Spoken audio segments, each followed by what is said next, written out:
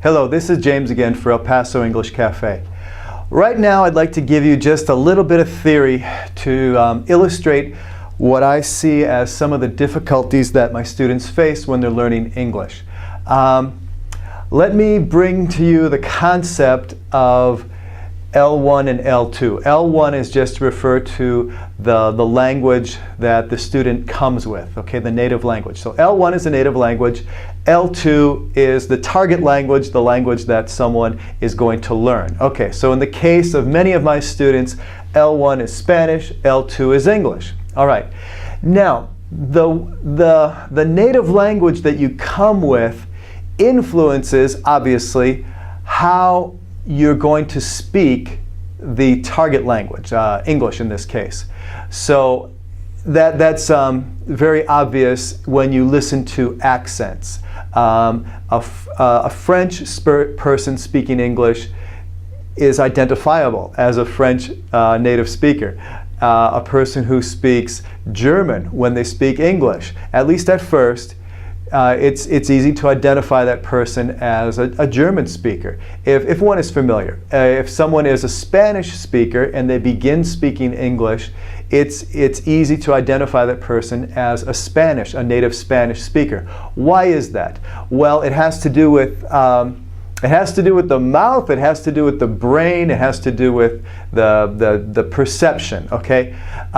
Perception and production. First of all, let's talk about production. Your mouth is full of muscles, just like any other muscle. If you're going to play the trumpet, you develop the right muscles for playing the trumpet. If you play the trumpet for years and years and then put it down for a year and pick it up again, you don't have the same muscles for playing the trumpet like you did. A language is like that. If someone speaks only Spanish for 40 years and then comes to English, they really don't have the musculature developed for making the sounds of English. They don't have the right muscles developed in the right way, and also the neural habits, the connections, the one sound following another. Those are just, they're not there. So it's not there at a neural level, and it's not there at a physical muscle level. Okay, so that influences the production. Also, there is a perceptual filter. This is called the L1 filter, and it works both ways. A filter is something that allows some things to pass through, but does not allow other things, or at least slows down other things. Okay, so if you're thinking of a filter, all the sounds from your first language that match sounds in the second language, well, those will pass through the filter when you're speaking. You'll be able to make those sounds, okay? Now, when you're listening, there is a perceptual filter. In Spanish, there are 5 vowel sounds, I, A, A, O, U. In English, there are 12, I, E, A, A, O, U, A. When a Spanish speaker hears a vowel sound that is not in their native repertoire, that is not a familiar sound to them, the brain deals with it in probably one of 2 ways. One way is to ignore the sound. That's not a speech sound, and the brain ignores the sound. Another way is the brain reinterprets the sound, okay? Now, I think the first reaction of ignoring the sound doesn't last very long, because if a person is learning the language, they understand that the speaker is trying to communicate and is communicating with real sounds from the language. So I think that that reaction is not long-lived. However, this reinterpretation, I've seen it in action a lot. Let me give you first an example from my personal experience. Okay, I'm a teacher. I get students from several parts of the world. I had a student from Turkey once, and the student from Turkey, her name was this right here. I won't say it. I won't say it, but there it is, spelled C-E-N-N-E-T. Okay, a Turkish name. In my English filter,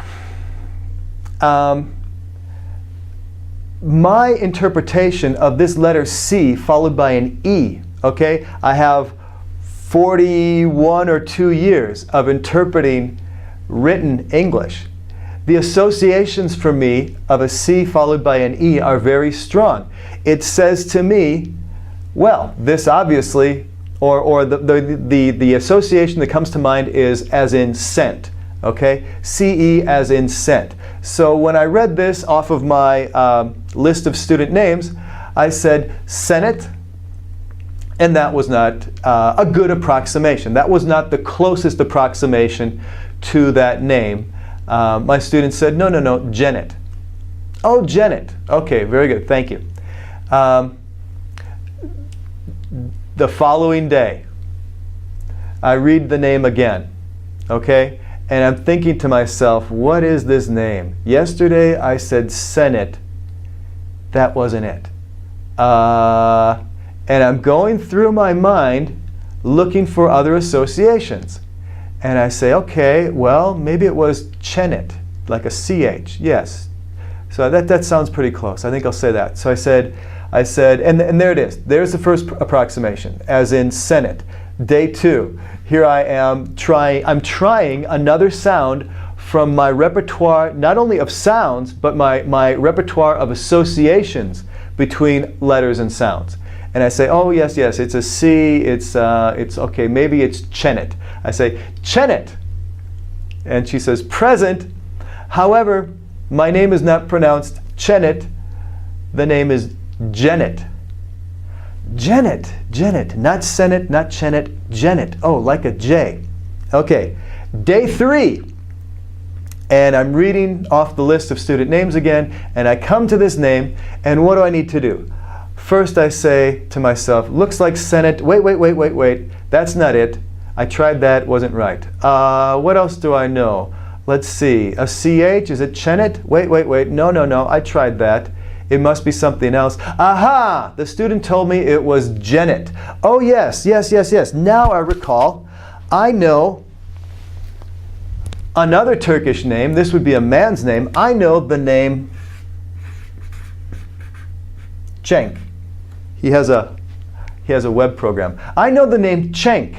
Cenk, rather. Cenk, not, see, I'm getting it wrong still. Cenk. I know the name Cenk. Ah, yes.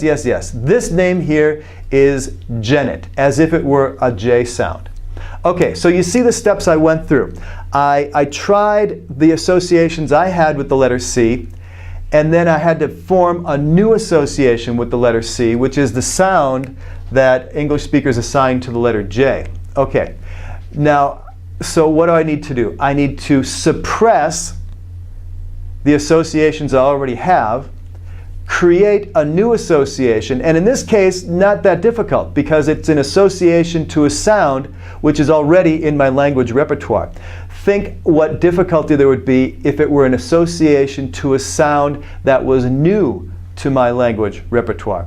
Okay, so let's look at something like this, which happens with many of my students.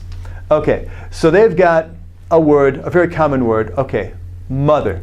It's English mother, okay? Just like when Janet said to me, Janet, that's not what I thought of at first. No. The association from Spanish is o, mother, okay? Almost every Spanish English learner is going to come up with mother. And that would be close to number 8. Okay, and I usually write, approximations that can be improved. I write them on the bottom. And the first try was mother. And I'll say to the student, oh, that's close, but we don't say mother, we say mother. Mother. Now you notice mother, this would be the sound number 12. And I'll give this correction. There it is, mother. Okay, mother, like son, all right? Rarely does a student go from mother directly to mother. Why is that? Is a sound that is generally not in the repertoire of a Spanish speaker. Okay, it's not in there. What happens? This is what happens. Once the student realizes, oh, mother is not the best approximation, what do? They go through the repertoire of vowel sounds and they land on something closer to but still not What generally happens next is the students will say mother. Oh yes, mother.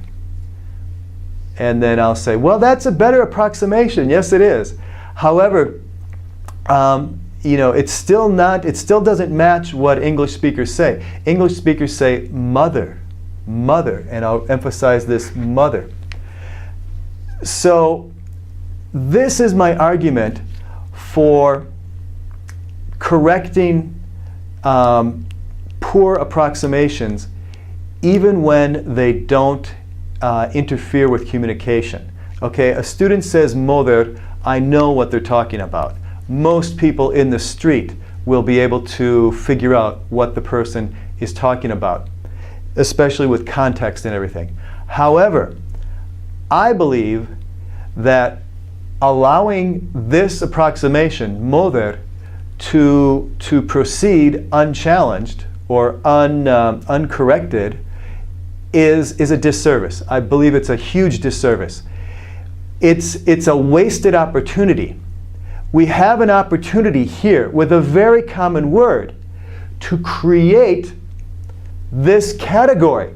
It's not necessary. However, I feel strongly that, gosh, it's going to help you overcome this filter. It's going to help you both ways. It will make you more intelligible to your listeners, which is often not even the most important point.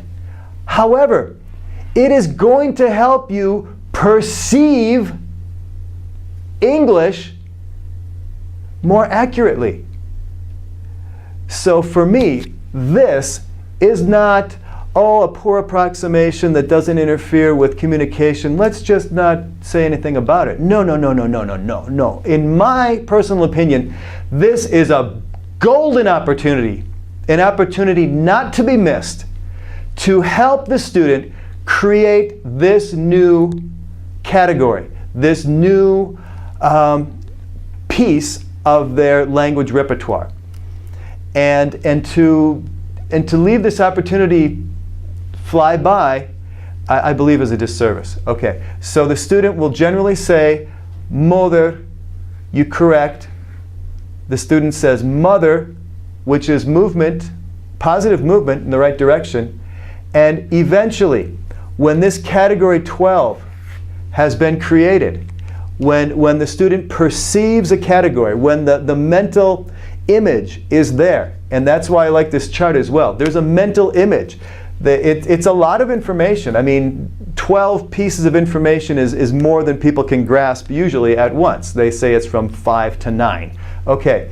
However, you create these boxes on a piece of paper. The boxes will start to create themselves in the student's mind. And it's going to help production and it's going to help perception. And I believe helping perception is the most important thing I can do for my students. So many students who are competent in writing, competent reading, are incompetent, or they feel incompetent. They express having great difficulty understanding English. Okay? I see it as my job to help them understand English. And I'm going to help them understand English by helping them approximate spoken English in their production of English. Okay, so that's good. Now this gets more interesting. Oh geez,